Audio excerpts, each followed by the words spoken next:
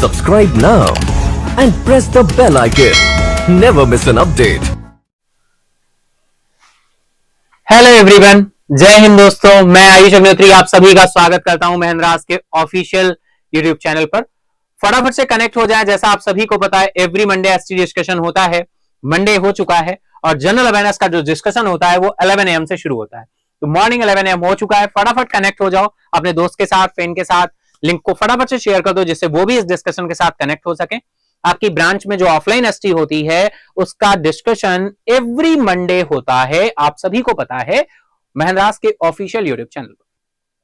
और जो general awareness का डिस्कशन है हमारा वो 11 AM से शुरू होता है। तो 11 AM हो चुका है, फटाफट कनेक्ट हो जाओ आप सभी। बहुत ही इंटरेस्टिंग तरीके से हम आपके साथ डिस्कस करने वाले हैं। ये एसटी आपकी ब्रांच में होती है, आप सभी एसटी देते हैं, बहुत अच्छी बात है। उस एसटी देना और उसका एनालिसिस करना बहुत जरूरी है। जो लोग एसटी नहीं दे रहे हैं, देना शुरू करें। समय के साथ सुधर जाएं। फाइनली जब आप एसटी देते हैं तो आप अपने आप में इंप्रूवमेंट कर पाते हैं, आपको अपनी वीकनेस का पता चलता है और आप अपनी वीकनेस पर काम करके अपने आप को इंप्रूव कर पाते हैं। ठीक है, तो चलो शुरू करें डिस्कशन। चलिए शुरू करते हैं। आप लोग कमेंट बॉक्स में अपने आंसर करते जाइएगा जो भी आपने अपनी एसटी में क्वेश्चंस के आंसर्स किए थे। ठीक है, चलो हम चलते हैं पहले क्वेश्चन की तरफ। देखो, क्वेश्चन जो है आपकी एसटी जो होती है ये आपका 76 नंबर से आपका जनरल अवेयरनेस का क्वेश्चन शुरू होता है। ठीक है, लेकिन यहां पर देखिए क्वेश्चन नंबर 1 है, यानी जनरल अवेयरनेस का पहला क्वेश्चन है। पहले क्वेश्चन का मतलब है 76 नंबर क्वेश्चन से एसटी शुरू होती है। तो हम लोग का पहला क्वेश्चन क्या आ रहा है भाई? What is the full form of ATM? ATM का पूर्ण रूप क्या है? बहुत ही सिंपल सा क्वेश्चन पूछा गया है। मुझे नहीं लगता कि कोई भी ऐसा पर्सन होगा जो इस क्वेश्चन का आंसर ना कर पाए, है ना? तो फटाफट बता दो भाई, क्या आंसर किया था आपने? फटाफट से आप अपनी एसटी का आंसर बता देंगे।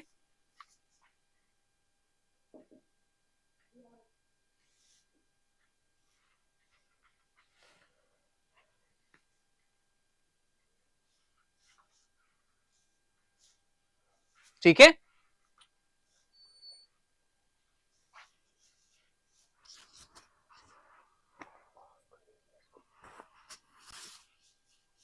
तो राइट आंसर क्या निकल कर आएगा भाई? ऑप्शन फर्स्ट आपका राइट हो जाएगा, ऑटोमेटेड टेलर मशीन। मुझे नहीं लगता कि कोई भी ऐसा पर्सन है जो इसका सही आंसर जिसने ना किया। Automated teller machine, option first आपका क्या हो जाएगा? राइट हो जाएगा। ठीक है, चलो नेक्स्ट क्वेश्चन इज, अच्छा देखो भाई एक्सप्लेनेशन भी आता है, एक्सप्लेनेशन देख लेते हैं। एटीएम का मतलब है स्वचालित टेलर मशीन, यानी फुल फॉर्म निकल कर आता है। अब देखो बहुत ही सिंपल सा पॉइंट है भाई, ऑटोमेटेड टेलर मशीन होता है ना? अगर आपको ऑटोमेटिक मिले तो आप कंफ्यूज नहीं होंगे, है ना? ऑटोमेशन मिले या कुछ भी, ऑटोमेटेड होता है, बिल्कुल ध्यान रखिएगा। ऑटोमेटेड टेलर मशीन, बहुत ही सिंपल सा क्वेश्चन है, पहले ही मैंने बोला, लेकिन हाँ थोड़ी सी कुछ चीजें आपको ध्यान रखनी होंगी। ऑटोमेटेड होना चाहिए, जल्दबाजी में कई बार होता है कि गलत हो जाता है। ठीक है, चलिए चलते हैं नेक्स्ट क्वेश्चन की तरफ। यानी 77 नंबर जो क्वेश्चन था आपकी एसटी में वो सेकंड हमने दिया है, ऐसे कोई प्रॉब्लम तो नहीं है ना आपको? भाई पहला क्वेश्चन 76, फिर 77 दूसरा हो जाएगा। तो हम 1 2 करके, यानी 25 क्वेश्चन टोटल होते हैं आपकी ऑफलाइन एसटी में, उनको उसी तरह से हम आपके साथ डिस्कस करते चलेंगे। यानी नंबरिंग जो है 1 2 3 4 5 ऐसे हो गई है। पहले हम लोग 76 से नंबरिंग वैसे थी, ऐसे शायद आपको बहुत और आसानी रहेगी, है ना? चलिए तो भाई नेक्स्ट क्वेश्चन आ रहा है, which bank introduce the first ATM in India? भाई बहुत अच्छा क्वेश्चन देखो पूछा गया है, स्टैटिक पार्ट पे ये क्वेश्चन बनेगा। भारत में पहला एटीएम किस बैंक ने शुरू किया?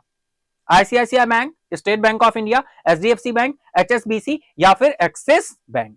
ठीक है, तो फटाफट आंसर करेंगे आपसे भी, भारत में पहला एटीएम किस बैंक ने शुरू किया? बहुत अच्छा क्वेश्चन है, फटाफट बताओ आपने अपनी एसटी में इस क्वेश्चन का क्या आंसर किया था?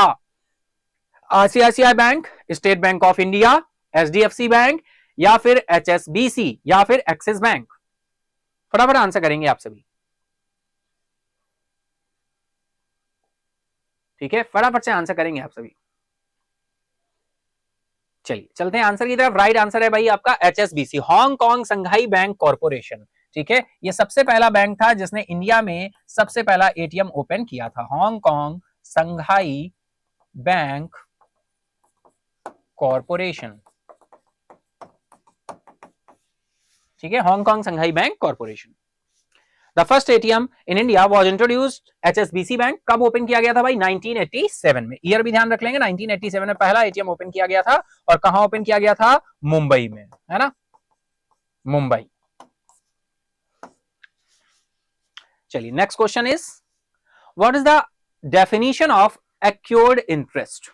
भाई उपार्जित ब्याज की परिभाषा क्या है? Accrued interest, that means what is the definition of accrued interest? Option है आपके इंटरेस्ट पेड इन एडवांस, या फिर इंटरेस्ट नॉट येट अर्न, या फिर interest that has already been earn but not yet paid, या फिर एनुअल इंटरेस्ट रेट, या फिर वेरिएबल इंटरेस्ट रेट। फटाफट आंसर करेंगे, आप सभी बताएंगे क्या आंसर होने वाला है। क्या आंसर आपने अपनी एसटी में किया था इस क्वेश्चन का? फटाफट से बताइए, फटाफट से बताइए आपने अपनी एसटी में क्या आंसर किया था इस क्वेश्चन का। तो अगर हम बात करें एक्योर्ड इंटरेस्ट की, तो राइट आंसर क्या निकल कर आने वाला है? Right answer is interest that has already been earned but not yet paid. भाई interest that has already been earned but not yet paid, लेकिन ये पे नहीं हुआ है। ठीक है, इंटरेस्ट तो ऑलरेडी है, इंटरेस्ट तो है, that had already been earned but not yet paid, लेकिन अभी तक पे नहीं हुआ है, उसे हम उपार्जित इंटरेस्ट बोलते हैं, एक्योर्ड इंटरेस्ट बोलते। चलिए देख लेते हैं एक्सप्लेनेशन में क्या बात बोल रहे हैं। भाई उपार्जित ब्याज से तात्पर्य उस ब्याज से है जो अर्जित किया गया है लेकिन अभी तक प्राप्त या भुगतान नहीं किया गया, जो अभी पे नहीं किया गया है, इट इज कॉल्ड, उसी को हम बोलते हैं क्या? एक्योर्ड इंटरेस्ट या फिर उपार्जित ब्याज। क्लियर? चलो नेक्स्ट क्वेश्चन आ रहा है भाई, what does amalgamation mean in the business context?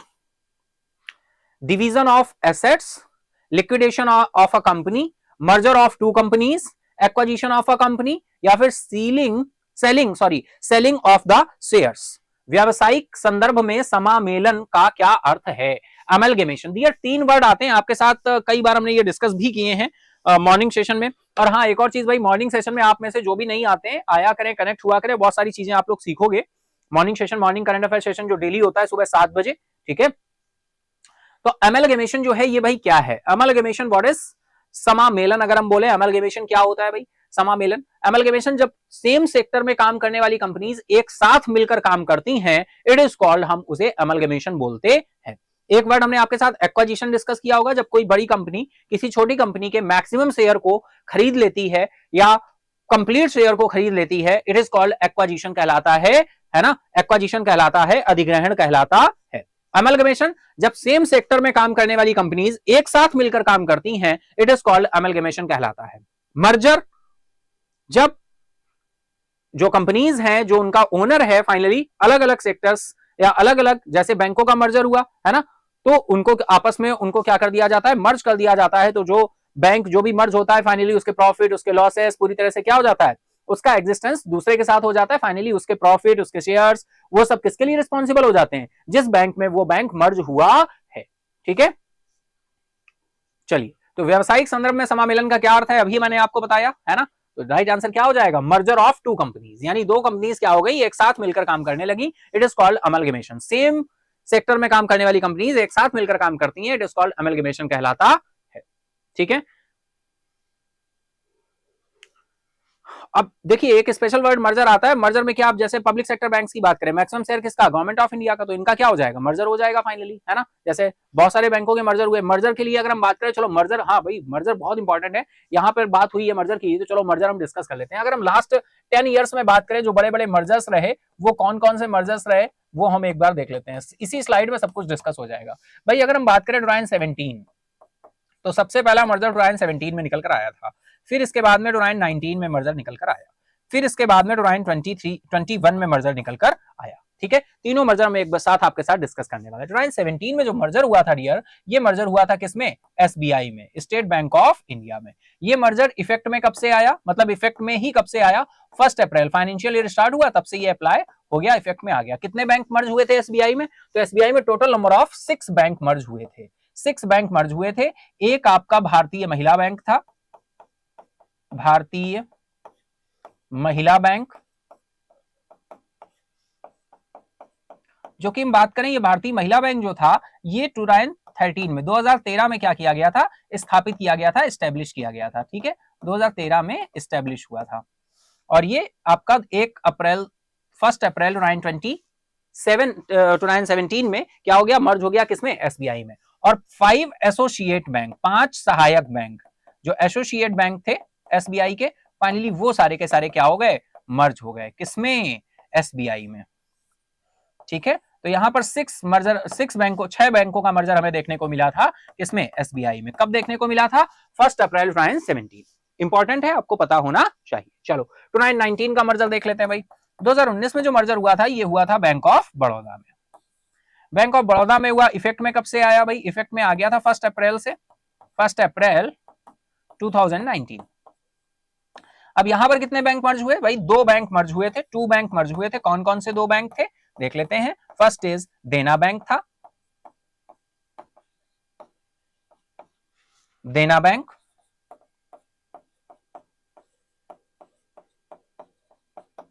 और दूसरा आपका विजया बैंक था।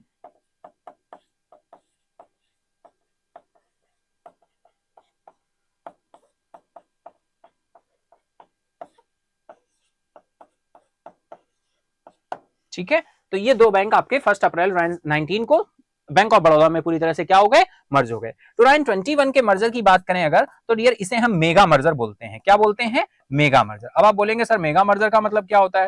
भाई देखो, जैसे क्या होता है, आपकी बर्थडे वगैरह होती है तो पार्टी वगैरह दी जाती है नहीं। अब सोचो आपका क्या होगा, आपकी शादी होगी तो क्या होगा? तो क्या छोटी मोटी पार्टी से काम चलेगा? नहीं भाई, ग्रैंड सेलिब्रेशन होगा, है ना, ग्रैंड सेलिब्रेशन होगा। तो मेगा मर्जर यही है भाई। 1-2 बैंक मर्ज हो रहे हैं, चलो ठीक है। मेगा मर्जर का मतलब 2021 में मेगा मर्जर इसलिए बोलते हैं, 4 बैंकों में मर्जर हुआ था। कितने बैंकों का? 6 बैंकों का, अलग अलग। जैसे पीएनबी में 2 बैंक मर्ज हुए थे, है ना। हम बात करें यूनियन बैंक ऑफ इंडिया में 2 बैंक मर्ज हुए थे। हम बात करें कैनरा बैंक की 1 बैंक मर्ज हुआ। हम बात करें किसकी? इंडियन बैंक की 1 बैंक मर्ज हुआ। चलो देखते हैं फटाफट से, कुछ क्वेश्चन भी हम आपको यहां पर देंगे। तो ये मेगा मर्जर जो हुआ था, ये कितने? 1-2 नहीं, टोटल नंबर ऑफ 4 बैंकों में मर्जर हुआ था। कौन कौन से बैंक थे एक एक करके देख लेते हैं। PNB, Punjab national bank. फिर देख लें इंडियन बैंक में मर्जर हुआ, इंडियन बैंक। तीसरा हम देखें तो कैनरा बैंक में मर्जर हुआ।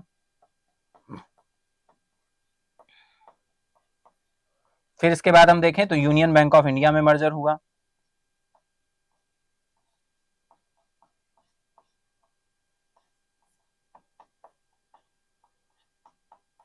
ठीक है, और ये सारे ही मर्जर इफेक्ट में भाई कब से आए थे?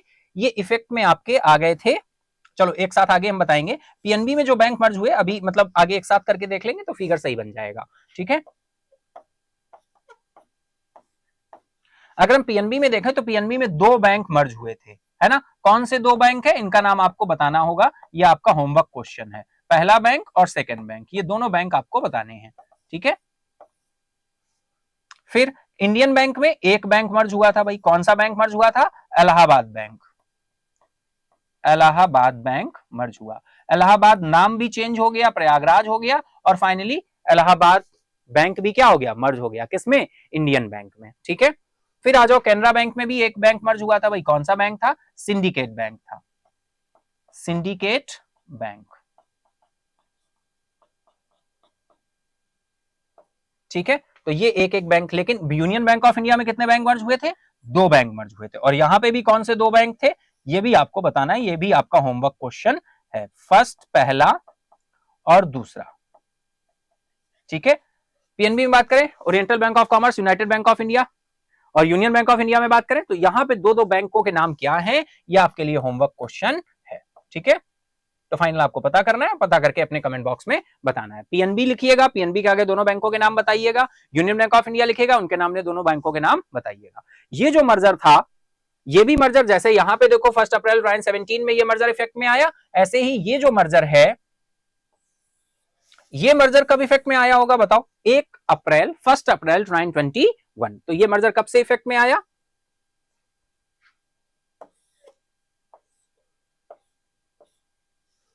फर्स्ट अप्रैल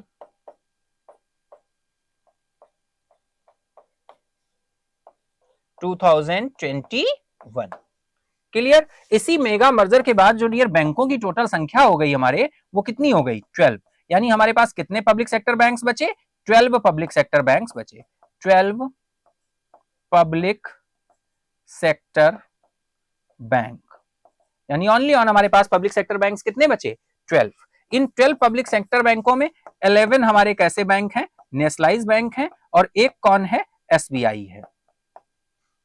11 हमारे नेशनलाइज्ड बैंक और एक हमारा एसबीआई। तो टोटल नंबर ऑफ कितने हो गए? 12। और ये 12 कैसे हो गए? पब्लिक सेक्टर बैंक हो गए। ठीक है,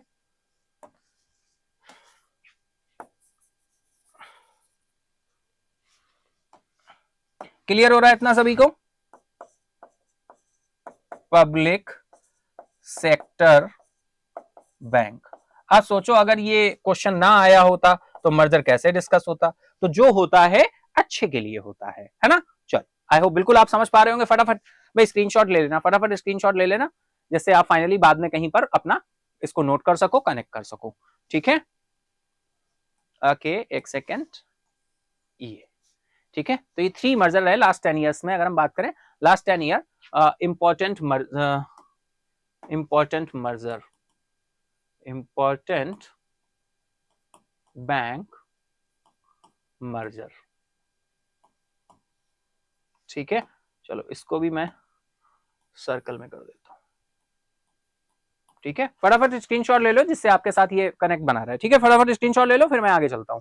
क्लियर है इतना भाई? बताओ बड़ी फटाफट से बताओ, डन है इतना सभी का? चले, चलिए तो चलते हैं आगे। नेक्स्ट आ जाएगा भाई एक्सप्लेनेशन। एक्सप्लेनेशन से पहले हमें इसको रफ करना होगा, तो मैं इसको रफ कर दूं। चलो रफ कर रहा हूं अब मैं। ठीक है, चलो रफ कर दिया। तो राइट आंसर क्या हो जाएगा भाई? राइट आंसर आ जाएगा आपका ऑप्शन थर्ड राइट हो जाएगा। ऑप्शन थर्ड तो राइट पहले से ही था, मतलब हम लोग डिस्कस कर रहे थे इसको। Amalgamation is business refers to the merger of two companies to create a larger organisation. व्यवसाय में समामेलन से तात्पर्य एक बड़ा संगठन बनाने के लिए दो कंपनियों के विलय से निकलकर आता है। ठीक, चलो नेक्स्ट क्वेश्चन की तरफ चलते हैं। नेक्स्ट क्वेश्चन आ रहा है भाई, how is appreciation defined in finance? वित्त में प्रशंसा को कैसे परिभाषित किया जाता है? Decrease in value of asset, भाई in the value of asset होगा, ये यहां पे स्पेस होगा, है ना। Increase in the demand for goods, loss in earnings, depreciation of stocks, increase in the value of somethings. बताएं क्या आंसर किया था आपने अपने इस क्वेश्चन का? भाई क्वेश्चन अच्छा लगा होगा आपको, लगा होगा हाँ ये तो सही बात है। किसी को हमारी प्रशंसा करनी होती है तो बोल देते हैं गुड भाई, वेरी गुड, बहुत अच्छे, है ना, इसी तरह से आगे बढ़ते रहो, ऐसे आशीर्वाद मिलता है हम लोगों को, है ना। लेकिन ये वित्त में, फाइनेंस में जो प्रशंसा होती है, how is appreciation defined in finance? बताएं क्या आंसर किया था आपने इस क्वेश्चन का अपने एसटी में? चले आंसर की तरफ, चला जाए, चलो चलते हैं नेक्स्ट आंसर की तरफ। आंसर क्या हो जाएगा? Depreciation of stocks. एप्रिसिएशन की बात कर रहे हैं डियर, है ना।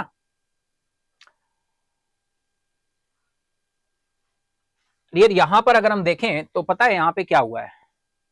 यहां पर ये डेप्रिसिएशन ना होके क्या होगा? यहां पे एप्रिसिएशन होगा। ये यहां पे इन्होंने जो है ये टाइपिंग मिस्टेक है ना। एप्रिसिएशन ऑफ स्टॉक्स होगा। ठीक है, तो यहां पे ये करेक्शन कर लीजिएगा।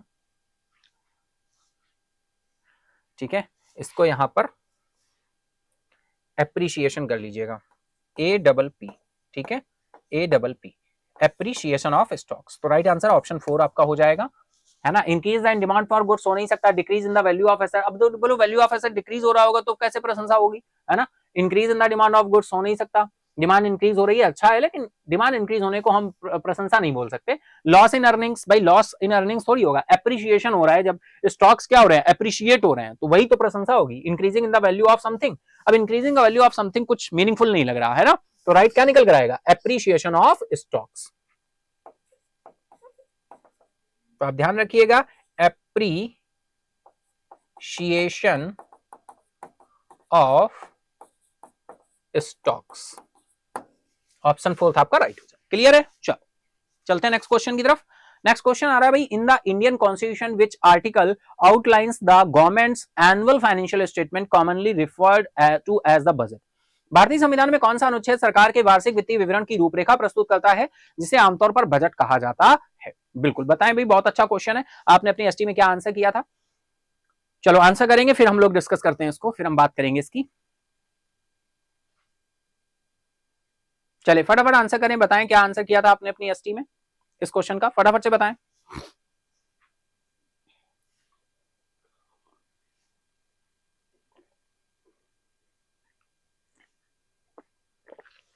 चलते हैं आंसर की तरफ। राइट आंसर निकल कर आएगा डियर आर्टिकल 112, अनुच्छेद 112।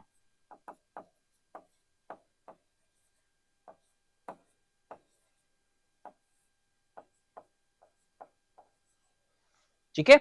अनुच्छेद 112 आर्टिकल 112। देखो भारतीय संविधान अगर कॉन्स्टिट्यूशन की बात करें तो बजट वर्ड आम बोलचाल की भाषा में यूज करते हैं, लेकिन हम इंडियन कॉन्स्टिट्यूशन में बजट वर्ड का यूज नहीं किया गया, लेकिन बजट के कॉन्सेप्ट को यूज किया है। और कॉन्सेप्ट को किस वर्ड से यूज किया है?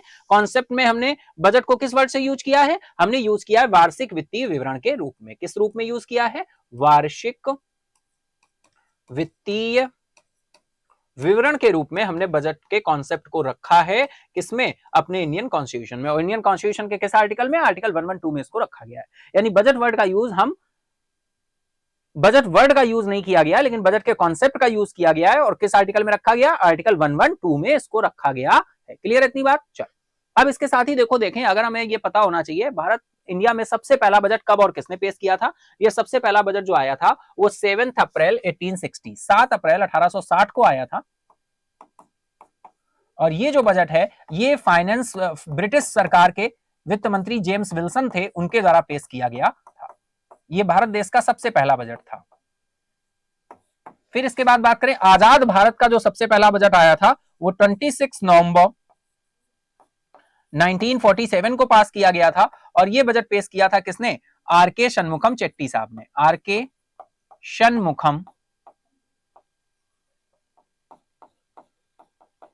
शनमुखम चेट्टी साहब ने पेश किया था।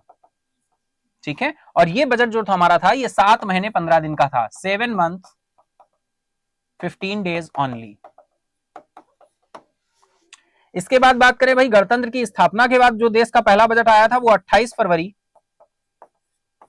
1950 को आया था। यह बजट भी हमें पता होना चाहिए किसने पेश किया था।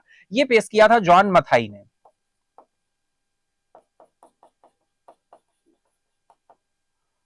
और ये बजट 28 फरवरी 1950 आ गया है ना। और ये बजट हाँ फुल फ्लेज्ड बजट था, ये पूरे फाइनेंशियल ईयर का बजट था। ठीक है। तो ये इंटरिम बजट जो वर्ड निकल कर आया था ये सबसे पहला आजाद भारत के बजट से ही निकल कर आया था। इंटरिम बजट का मतलब होता है कि जो बजट पूरे फाइनेंशियल ईयर का ना होकर के कुछ कम टाइम पीरियड का होता है उसे हम इंटरिम बजट बोलते हैं।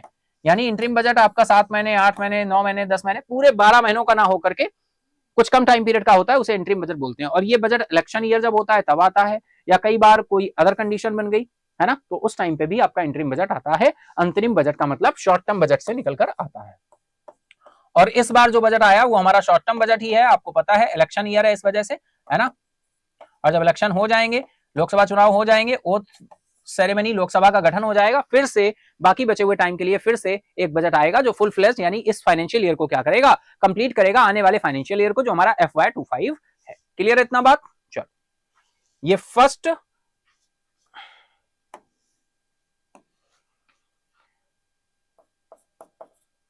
बजट था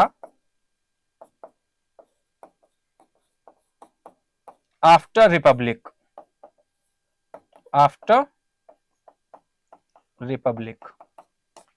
और ये फर्स्ट बजट था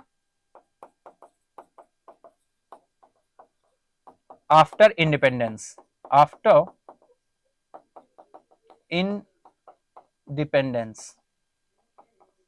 क्लियर है इतना?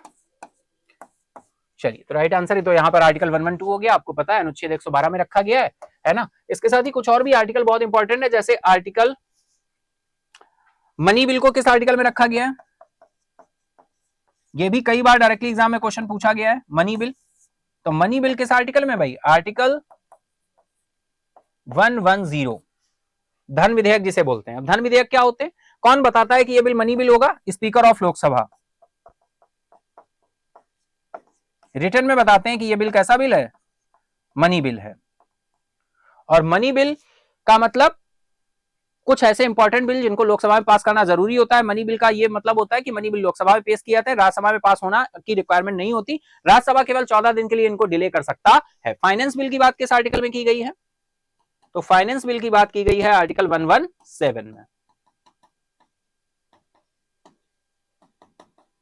अब मनी बिल और फाइनेंस बिल में क्या डिफरेंस? तो बहुत ही अच्छे से आप इसको समझ सकते हो। ऑल मनी बिल, सभी मनी बिल फाइनेंस बिल हैं, लेकिन सभी फाइनेंस बिल मनी बिल नहीं हैं। यानी ऐसे मनी बिल, ऐसे फाइनेंस बिल जो केवल लोकसभा में पास होते हैं, राज्यसभा में नहीं होते, वो मनी बिल हैं। और ऐसे फाइनेंस बिल जो लोकसभा में भी पास होते हैं, राज्यसभा में भी पास होते हैं, वो मनी बिल तो नहीं है लेकिन फाइनेंस बिल है। यानी सभी मनी बिल फाइनेंस बिल हैं, लेकिन सभी फाइनेंस बिल मनी बिल नहीं है। आई होप इतना पॉइंट आपने ये डिस्कशन बिल्कुल बहुत अच्छे से समझा होगा। ऑप्शन फर्स्ट आपका राइट है यहाँ पे, आर्टिकल 112। क्लियर है इतना? फटाफट स्क्रीनशॉट ले लो अगर आप लेना चाहते हैं एडिशनल पॉइंट जो आपके साथ डिस्कस हुए हैं, स्क्रीनशॉट लेना चाहते हैं तो फटाफट से ले लेंगे, है ना भाई? फटाफट से ले लो।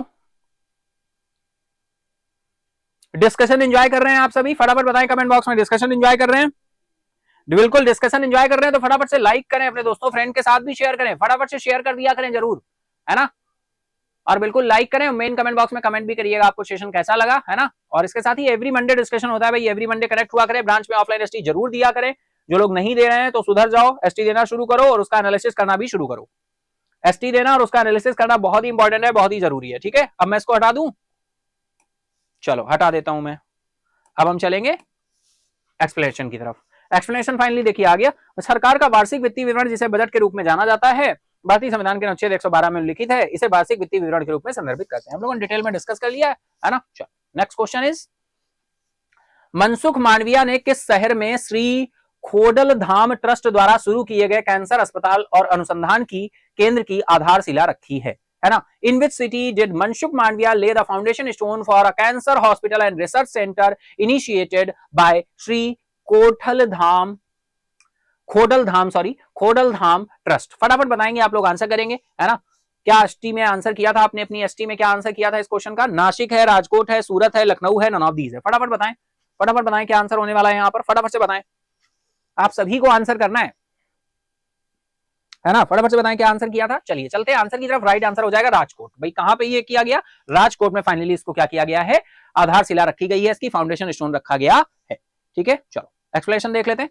The foundation stone for the cancer hospital and research center led by in Rajkot by Mansukh Mandviya under the initiative of Sri Khodaldham Trust. Sri Khodaldham Trust, ध्यान रखना है राजकोट में रखा गया है। ऑप्शन सेकंड आपका राइट हो जाएगा। मनसुख मांडविया जी जो कि हमारे यूनियन हेल्थ मिनिस्टर हैं, इनके द्वारा फाइनली ये फाउंडेशन स्टोन रखा गया है। सिंपल सा क्वेश्चन है, पॉइंट टू पॉइंट क्वेश्चन है। चलिए next is, which country landed the spacecraft SLIM on the moon becoming the 5th country to do so? किस देश ने चंद्रमा पर अंतरिक्ष यान स्लिम उतारा और ऐसा करने वाला 5वां देश बन गया है? भाई बताओ कौन सा देश है? चौथा कौन बना था? अपना प्यारा भारत। 5वां देश कौन सा बनाया अभी हाल ही में? South Korea, China, Japan, India, Pakistan. बहुत अच्छा क्वेश्चन है। क्या किया था आपने इस क्वेश्चन का आंसर? तो बिल्कुल न्यूज में रहा था और आपको पता भी होगा। और फाइनली राइट आंसर क्या है? जापान। ऑप्शन थर्ड आपका क्या हो जाएगा? राइट हो जाएगा, जापान। ठीक है, चलो एक्सप्लेनेशन देख लेते हैं भाई। जापान की aerospace exploration agency JAXA, JAXA नाम ध्यान रखना है। जापान की ये, जैसे हमारे यहाँ इसरो है वैसे ही जैक्सा है, जैक्सा है जापान में। ठीक है, जैक्सा, जापान की aerospace exploration agency JAXA, Japan aerospace exploration agency JAXA, इसका फुल फॉर्म हो जाएगा। accomplished the historic landing slim on the moon is securing its place among the limited group of nations including the United States, Soviet Union, India, China that have achieved lunar surface landing. Japan की aerospace exploration agency ने चंद्रमा पर slim की ऐतिहासिक landing को पूरा किया। Slim इसको नाम दिया गया है, स्लिम। ठीक है, जैसे हमारे यहाँ पर ज्ञान रोवर था ना, वैसे ही ये स्लिम था, स्लिम नाम दिया गया। स्लिम की ऐतिहासिक लैंडिंग पूरा किया जिसे संयुक्त राज्य अमेरिका, सोवियत संघ, भारत, चीन सहित देशों के समिति समूह के बीच अपना स्थान सुरक्षित कर लिया है, जिसे चंद्रमा की सतह पर लैंडिंग हासिल की है। ठीक है, क्लियर है इतना? चलो चलते हैं नेक्स्ट इज, नेक्स्ट क्वेश्चन आ रहा है, in which city were 5 new galleries inaugurated at the Salar Jung museum? बहुत इंपॉर्टेंट है भाई। सलार जंग संग्रहालय की 5 नई दीर्घाओं का उद्घाटन अभी हाल ही में किया गया है। किस शहर में किया है? मुंबई, दिल्ली, कोलकाता, हैदराबाद, भोपाल। फटाफट आंसर करेंगे आपसे भी। In which city were 5 new galleries inaugurated at the Salar Jung museum? फटाफट से आंसर करेंगे आप सभी। बहुत अच्छा क्वेश्चन होने वाला है ये। किस शहर में सलार जंग संग्रहालय में 5 नई दीर्घाओं का उद्घाटन किया गया है? क्या आपने अपनी एसटी में आंसर किया था? फटाफट से बताएं। In which city were 5 new galleries inaugurated at the Salar Jung museum? चलेंगे आंसर की तरफ। राइट आंसर आपका हैदराबाद हो जाएगा। ऑप्शन 4 आपका राइट है, हैदराबाद आपका राइट हो जाएगा। ठीक है, चलिए सलार जंग संग्रहालय देख लेते हैं एक्सप्लेनेशन में क्या चीजें आ रही है भाई। उद्घाटन समारोह कहां हुआ है? हैदराबाद में हुआ है, यही क्वेश्चन पूछा गया था आपका। सलार जंग संग्रहालय में हुआ, जिसे में कलाकृतियों की एक विस्तृत श्रृंखला के साथ 5 नई दीर्घाएं पेश की गई हैं, जिनमें मूर्तियां, विद्रीवेयर वस्तुएं, प्राचीन लैंप, कांस्य प्रतिमाएं, मूर्तियां, संगमरमर की मूर्तियां शामिल हैं, जो शहर के सांस्कृतिक दृश्य को क्या करती हैं, समृद्ध करती है। क्लियर इतना? चलते हैं नेक्स्ट क्वेश्चन की तरफ। भाई गोले मेला उत्सव कहां होता है? Where does the Gole Mela festival take place? बहुत अच्छा, फेस्टिवल से भी डायरेक्टली क्वेश्चन बनते हैं और ये क्वेश्चन आपसे पूछ दिया गया है, तो बताएं। उधमपुर है, जयपुर है, वाराणसी है, उज्जैन है, नॉन ऑफ दीज है। फटाफट बताएं क्या आंसर किया था आपने अपने इस क्वेश्चन का, एसटी में क्या आंसर किया था, फटाफट बताएं।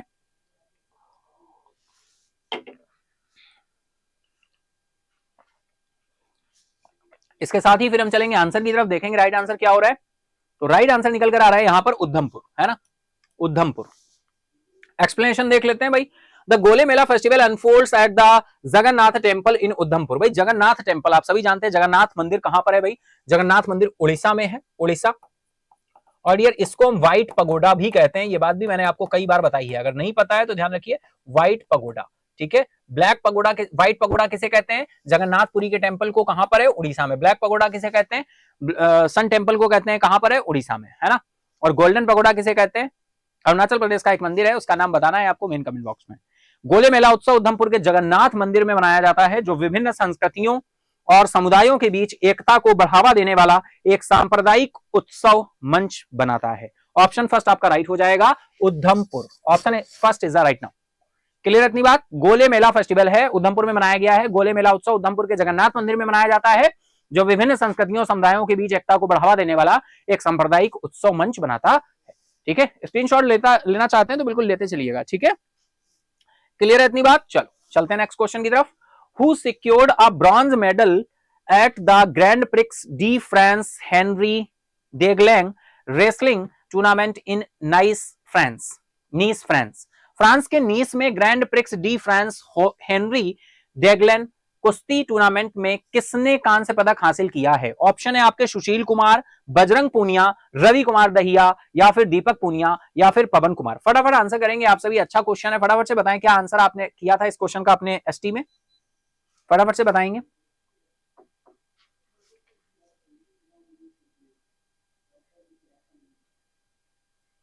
ठीक है, बताइए भाई किसने कांस्य पदक हासिल किया है?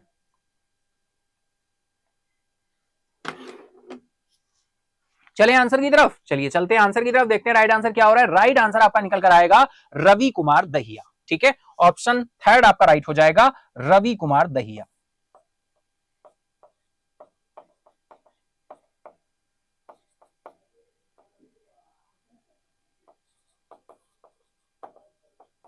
ठीक है, चलिए चलते हैं एक्सप्लेनेशन देखते हैं भाई। देखिए क्या हो रहा है। टोक्यो ओलंपिक में रजत पदक विजेता रवि कुमार दहिया ने कुश्ती में विजयी वापसी की और पूरे 2023 सीजन के दौरान चोटों से उबरने के बाद इन्होंने फ्रांस के नीज में grand prix de France Henri Deglane tournament में कांस्य पदक क्या कर लिया है? हासिल कर लिया। फ्रांस के नीज में grand prix de France Henri Deglane कुश्ती टूर्नामेंट में इन्होंने कांस्य पदक हासिल किया रवि कुमार दहिया ने। नाम इंपॉर्टेंट होगा, क्वेश्चन तभी पूछा गया है। स्पोर्ट्स से क्वेश्चन डायरेक्टली पूछ दिए जाते हैं, कोई ना कोई टूर्नामेंट कोई ना कोई होता है, वहां पर किसने विन किया होता है, बहुत इंपॉर्टेंट हो जाता है हमारे लिए। और यहाँ पर रवि कुमार दहिया जी ने क्या किया? विन किया है। क्लियर इतनी बात? प्लेस भी ध्यान रखिएगा, फ्रांस के नीज में हुआ है, फ्रांस के नीज में grand prix de France Henri Deglane कुश्ती टूर्नामेंट। क्लियर? चलो चले नेक्स्ट क्वेश्चन की तरफ चलते हैं। नेक्स्ट क्वेश्चन आ रहा है भाई 12th नंबर क्वेश्चन। भारतीय रिजर्व बैंक ने डीसीबी बैंक के प्रबंध निदेशक और मुख्य कार्यकारी अधिकारी के रूप में किसे मंजूरी दी है? यानी क्वेश्चन हमारा निकल कर आ रहा है किससे?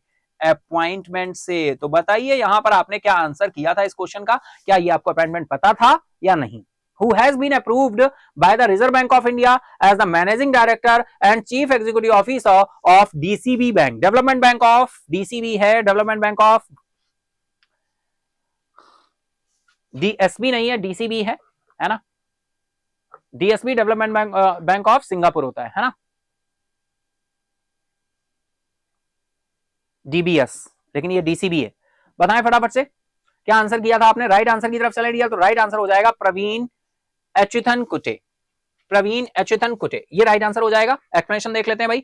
प्रवीण अच्युतन कुटे को डीसीबी बैंक के प्रबंध निदेशक और सीईओ के रूप में काम करने के लिए भारतीय रिजर्व बैंक से मंजूरी मिल गई है। आधिकारिक पुष्टि के साथ ये 29 अप्रैल 2024 से 3 साल का कार्यकाल क्या हो जाएगा? इनका शुरू हो जाएगा। कितने साल का कार्यकाल? 3 साल का कार्यकाल इनका क्या हो जाएगा? शुरू हो जाएगा। 3 इयर्स का टेन्योर रहेगा। ठीक है, तो नाम आपको ध्यान रखना है प्रवीण अच्युतन कुटी, प्रवीण अच्युतन कुटी, डीसीबी है ना। आरबीआई के द्वारा इनको अप्रूवल मिल गया है। तो ये अपॉइंटमेंट से क्वेश्चन था, बहुत अच्छा। आई होप आप सभी ने इस क्वेश्चन का सही आंसर किया होगा। चलते हैं नेक्स्ट क्वेश्चन की तरफ। When is the Foundation Day celebrated for Tripura, Manipur and Meghalaya? Tripura, Manipur और मेघालय का स्थापना दिवस कब मनाया जाता है? 15 जैन, 18 जैन, 20 जैन, 21 या फिर 2 जैन? फटाफट आंसर करेंगे आप सभी। क्या आंसर किया था आपने अपनी एसटी में? कमेंट बॉक्स में बताएं फटाफट से, है ना। हमें इंतजार है आपके आंसर का और आपको इंतजार है हमारे आंसर का कि इसका राइट आंसर क्या होने वाला है। When is the Foundation Day celebrated for Tripura, Manipur and Meghalaya?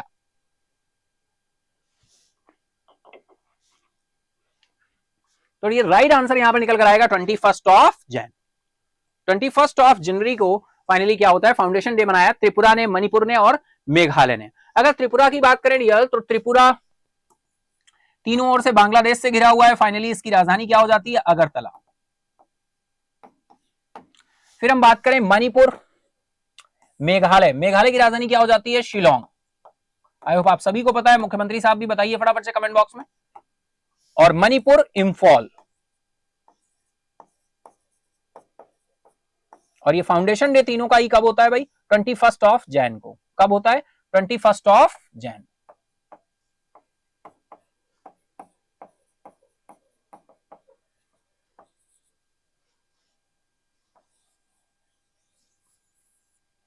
Clear? चलो चलते हैं इसी के साथ ही एक्सप्लेनेशन की तरफ देखते हैं। On 21 Jan 24 Tripura, Manipur, Meghalaya commemorate their 52nd statehood anniversary contributing the India's cultural diversity. ठीक है, तो कौन सी जन्म जयंती, कौन सी इन्होंने स्थापना दिवस मनाया है? 52वीं जन्म जयंती। जन्म जयंती नहीं, मतलब स्थापना दिवस होगा डियर, स्टेट है ना इस वजह से। ठीक है, वो तो मैं ऐसे ही आपके जो है थोड़ा फन क्रिएट करने के लिए मैं बोल रहा था। 52nd स्टेटहुड एनिवर्सरी रही है। कौन सी एनिवर्सरी रही है? 52nd statehood anniversary.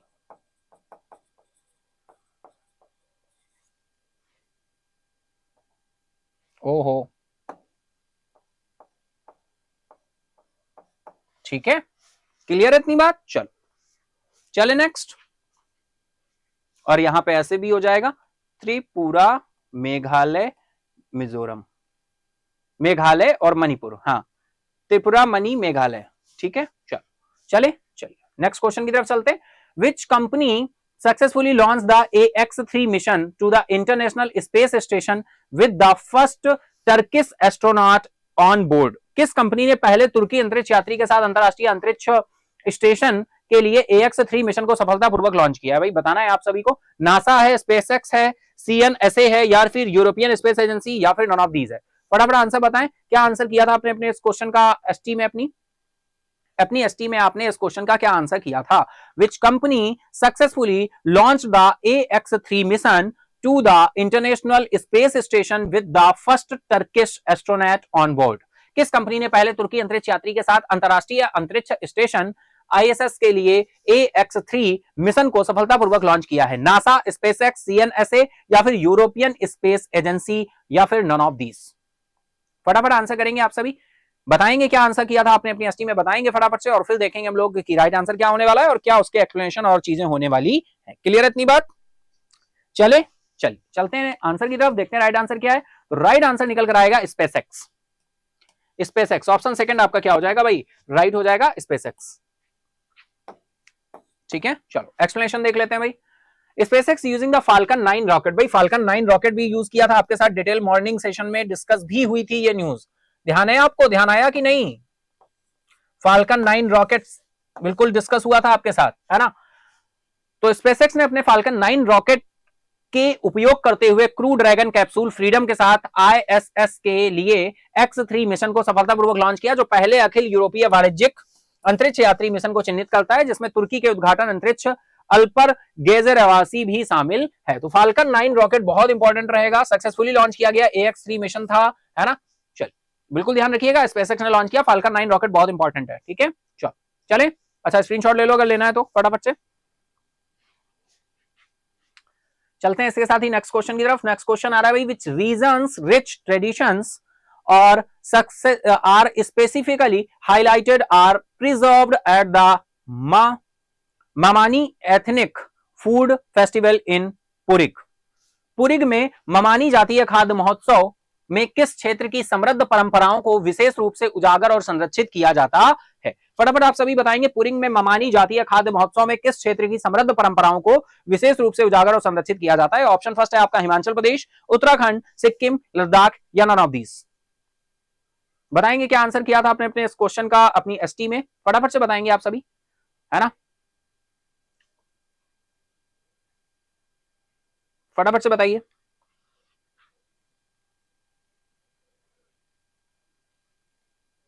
चले तो चलिए भाई चलते हैं आंसर की तरफ, देखते हैं राइट आंसर क्या होने वाला है। तो राइट आंसर यहां पर निकल कर आ रहा है आपका ऑप्शन 4 आ जाएगा लद्दाख। ऑप्शन 4 आपका क्या हो जाएगा? राइट हो जाएगा लद्दाख। ठीक है। पुरिंग में ममानी जातीय खाद्य महोत्सव में किस क्षेत्र की समृद्ध परंपराओं को विशेष रूप से उजागर और संरक्षित किया जाता है? ऑप्शन 4 आपका राइट हो जाएगा लद्दाख। एक्सप्लेनेशन देख लेते हैं भाई। पुरिंग में ममानी जातीय खाद्य महोत्सव लद्दाख की संस्कृति की समृद्ध परंपराओं को संरक्षित और पुनर्जीवित करने के लिए समर्पित है, जो इसे लद्दाख क्षेत्र में पाक विविधता और सामुदायिक एकता का विजयी उत्सव बनाता है। तो इस तरह की चीजें बहुत इंपॉर्टेंट होती है भाई। किसी भी रीजन का हम बात करें, भारत में तो भारत संस्कृतियों का घर है, कल्चर और साहित्य का घर है। भारत मात्र एक देश नहीं, एक भावना है, एक विश्वास है, एक आस्था है ना? उसी तरह से अगर हम बात करें, Mamani ethic food festival Purig is dedicated preserving and reviving rich tradition of the Ladakh culture को रिप्रेजेंट करता है। तो राइट आंसर आपका लद्दाख हो जाएगा, है ना? ऑप्शन 4 आपका राइट होगा। फटाफट स्क्रीनशॉट ले लो और इसी के साथ हम लोग चलेंगे नेक्स्ट क्वेश्चन की तरफ। नेक्स्ट क्वेश्चन आ रहा है भाई, where was the 19th non align movement submitted held? भाई 19वां गुट निरपेक्ष आंदोलन शिखर सम्मेलन कहां आयोजित किया गया? आपके साथ डिटेल में डिस्कस हुआ है मॉर्निंग सेशन में। आप सभी ने देखा होगा कि कौन गया था, किसने पार्टिसिपेट किया, क्या चीजें रही, बहुत डिटेल में हुआ है। मॉर्निंग सेशन आया करो अगर नहीं आते हो तो। ऑप्शन बताएं, युगांडा, इंडिया, इजिप्ट, इंडोनेशिया या फिर पाकिस्तान। फटाफट बताएं क्या आंसर किया था आपने अपनी एसटी में, कमेंट बॉक्स में बताएं। फटाफट से आंसर करेंगे आप सभी, फटाफट से आंसर करेंगे आप सभी, बताएंगे।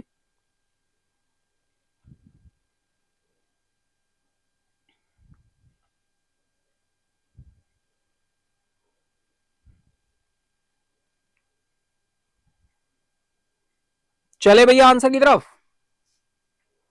चला जाए। चलो चलते हैं आंसर की तरफ। राइट आंसर क्या हो जाएगा? युगांडा। ऑप्शन फर्स्ट आपका क्या हो जाएगा? राइट हो जाएगा युगांडा। ठीक है। 19वां गुटनिरपेक्ष आंदोलन शिखर सम्मेलन कहां आयोजित किया गया? युगांडा। चलिए देख लेते हैं, एक्सप्लेनेशन की तरफ चलते हैं। The 19th NAM summit was held in Kampala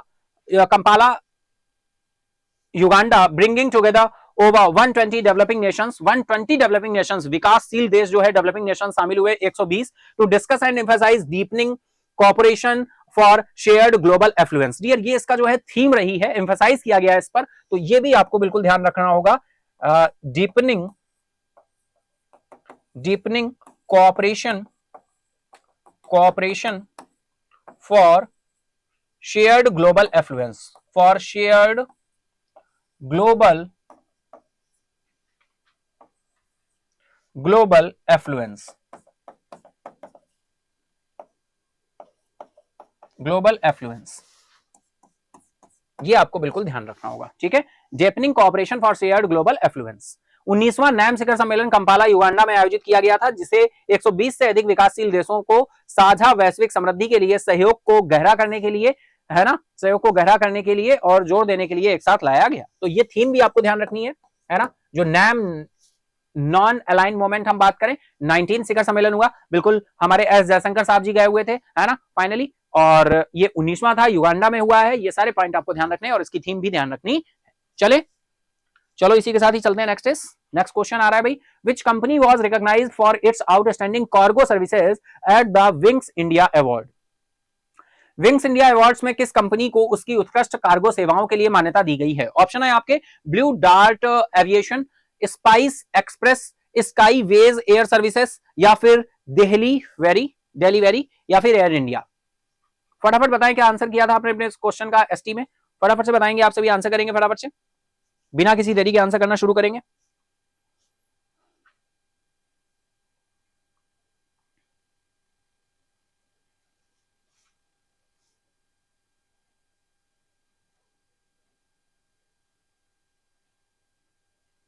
ठीक है, चले आंसर की तरफ। चलो चलते हैं आंसर की तरफ, देखते हैं राइट आंसर क्या होने वाला है। ठीक है, तो राइट आंसर यहां पर निकल कर आ रहा है Sky Ways Air Services. Option third आपका राइट हो जाएगा, Sky Ways Air Services. Option third आपका राइट हो जाएगा। विंग्स इंडिया अवार्ड्स ने किस कंपनी को उसकी उत्कृष्ट कार्गो सेवाओं के लिए मान्यता दी है? Sky Ways Air Services. चलिए देख लेते हैं, एक्सप्लेनेशन की तरफ चलते हैं। Skyways Air Services has been lauded for its exceptional cargo services, earning the prestigious Best Cargo Services Award at the Wings India Award. भाई स्काईवेज एयर सर्विसेज को अपनी असाधारण कार्गो सेवाओं के लिए सराहना मिली है, जिसने विंग्स इंडिया अवार्ड्स में प्रतिष्ठित सर्वश्रेष्ठ कार्गो सेवा पुरस्कार क्या किया है, अर्जित किया है ना। तो बिल्कुल आपका थर्ड ऑप्शन राइट हो जाएगा, Skyways air services. Wings India awards में किस कंपनी को उसकी उत्कृष्ट कार्गो सेवाओं के लिए मान्यता दी गई है, ऑप्शन थर्ड आपका क्या हो जाएगा, राइट हो जाएगा। क्लियर इतनी बात। चलो next is what type of device has north western university इन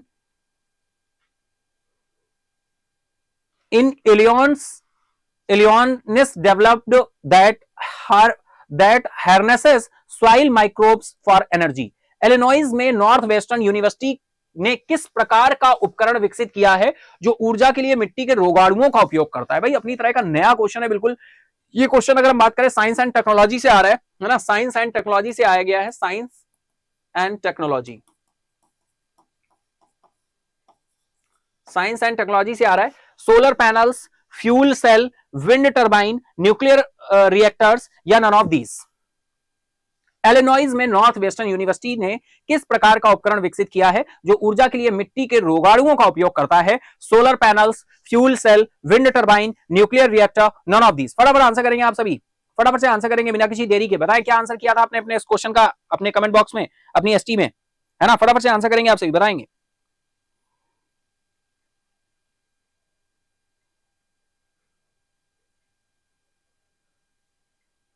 कि इस क्वेश्चन का क्या आपने आंसर किया था, ठीक है।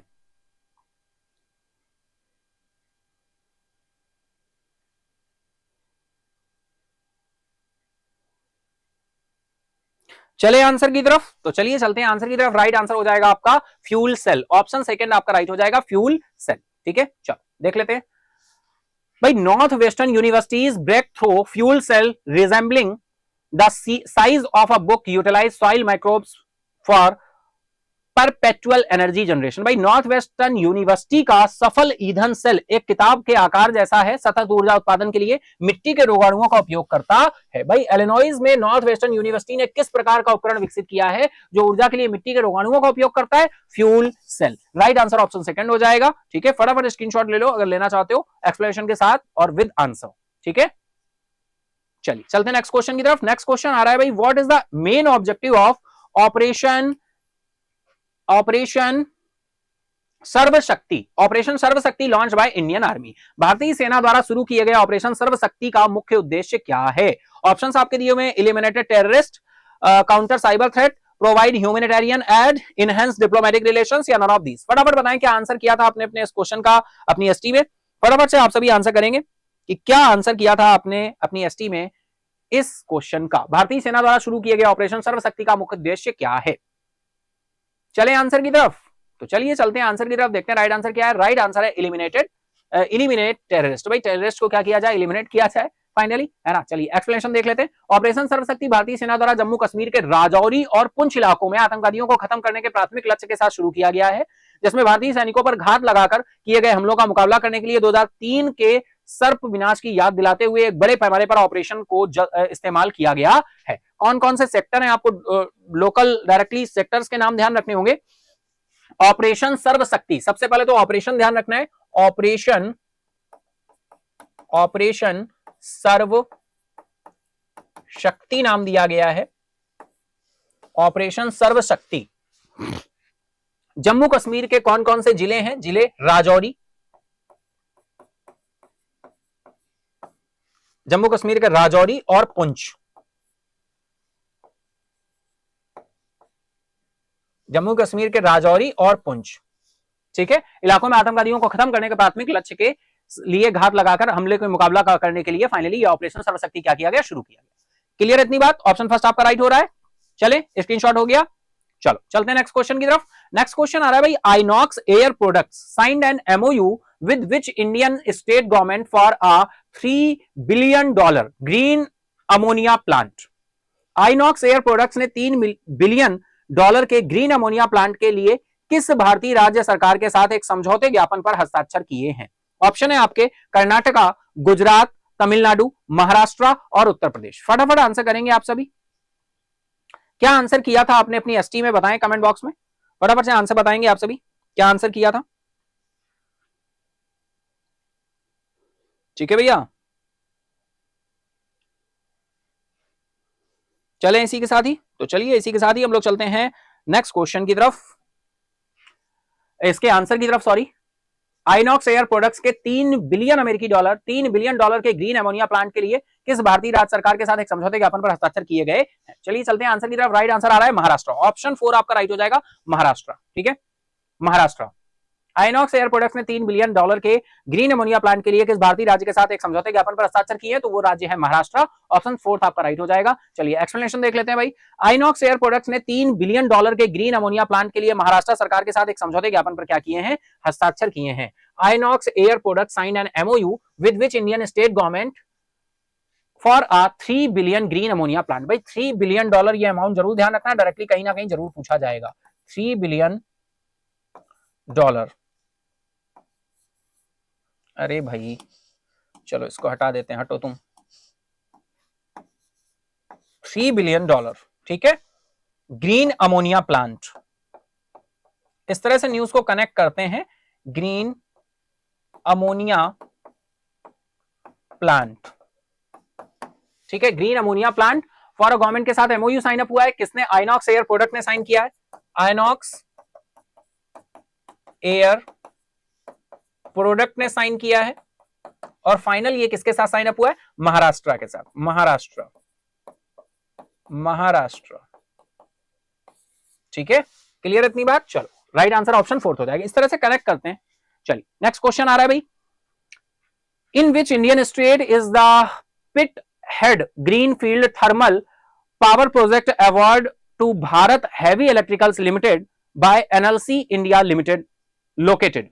एनएलसी इंडिया लिमिटेड द्वारा भारत हैवी इलेक्ट्रिकल्स लिमिटेड को प्रदान किया गया pit head greenfield thermal power project किस भारतीय राज्य में स्थित है। तमिलनाडु, केरला, पुडुचेरी, उड़ीसा या फिर नन ऑफ दीज।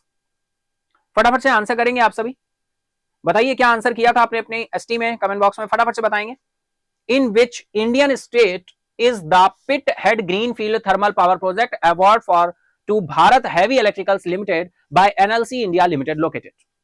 चलेंगे आंसर की तरफ, किस भारतीय राज्य में स्थित है, तो राइट आंसर हो जाएगा ओडिशा, ऑप्शन 4 आपका राइट हो जाएगा। चलिए देख लेते हैं explanation. The EPC contract for a 2400 megawatt thermal power project at Jharsuguda district in Orissa, Orissa के जरासुगुडा डिस्ट्रिक्ट में, हैज बीन अवार्ड टू भेल by NLC India limited. Orissa के झारसुगुडा जिले में 2400 मेगावाट थर्मल पावर प्रोजेक्ट के लिए ईपीसी अनुबंध एनएलसी इंडिया लिमिटेड द्वारा बीएचईएल को दिया गया है, भेल को दिया गया है, BHEL, Bharat heavy electricals limited, electronics limited.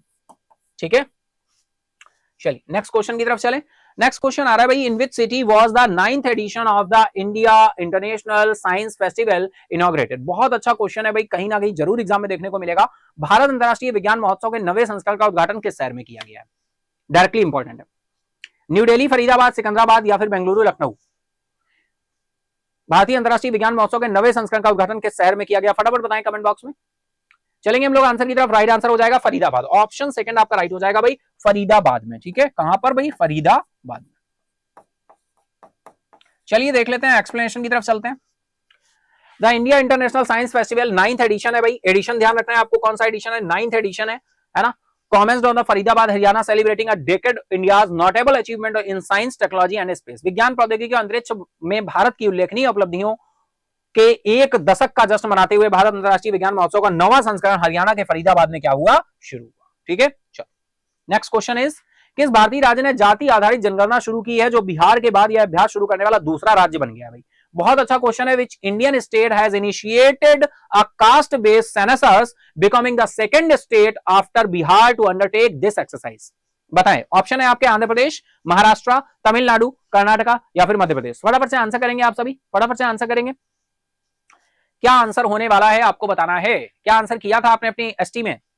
चले आंसर की तरफ, चलिए तो चलते हैं आंसर की तरफ, देखते हैं राइट आंसर यहां पर क्या होने वाला है। तो राइट आंसर निकल कर आ रहा है भाई आंध्र प्रदेश, ऑप्शन फर्स्ट आपका राइट हो जाएगा। आंध्र प्रदेश दूसरा राज्य बन गया जाति आधारित जनगणना को शुरू करने वाला, और इससे पहले से कौन कर रहा है, बिहार कर रहा है। ठीक है, चलिए देखते हैं, देखो एक्सप्लेनेशन आ रहा है। जाति आधारित जनगणना कराने वाला आंध्र प्रदेश बिहार के बाद दूसरा राज्य बना है। तो आंध्र प्रदेश आपका सेकंड स्टेट बन गया। इससे पहले जो हम बात करें पहला स्टेट कौन है, तो वो है बिहार।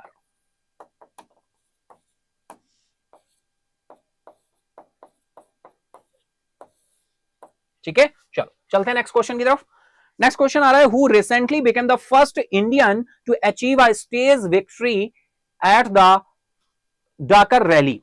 भाई हाल ही में डकार रैली में स्टेज जीत हासिल करने वाले पहले भारतीय कौन बने हैं? अरविंद केपी हैं, सीएस संतोष हैं, हरीश नोहा हैं, या फिर ऐश्वर्या पिस्सी हैं, या फिर राजीव कुमार है। फटाफट आंसर करेंगे आप सभी। क्या आंसर किया था इस क्वेश्चन का आपने अपनी एसटी में? फटाफट से बताएंगे आप सभी। ठीक है, चलो आंसर करो भाई फटाफट। चलिए आंसर की तरफ, चलिए चलते हैं आंसर की तरफ। राइट आंसर निकल कर आ रहा है हरीश नोहा। ऑप्शन थर्ड आपका राइट हो जाएगा, हरीश नोहा। ठीक है, चलिए एक्सप्लेनेशन देख लेते हैं भाई। हरीश नोहा राइडिंग फॉर शेयरो TVS rally factory and hailing from Kerala made history by securing a stage victory in stage 8 of the Dakar rally। भाई सेरोको टीवीएस रैली फैक्ट्री की सवारी करने वाले और केरल के रहने वाले हरीश नोह ने डकार रैली के चरण 8 में स्टेज जीत हासिल करके इतिहास रच दिया है। तो इनका नाम आप ध्यान रखिए और फाइनली डकार रैली ध्यान रखिए। स्टेज जीत हासिल करने वाले पहले भारतीय बन गए हैं। चलिए तो इसी के साथ चलते हैं नेक्स्ट एंड लास्ट क्वेश्चन की तरफ, जो कि आपका 100 नंबर क्वेश्चन रहेगा। आपकी एसटी में 100 नंबर क्वेश्चन रहा, ये एसटी 10 का डिस्कशन है ना। Who assumed the position of commandant at the Indian Naval Academy एज़ीमाला।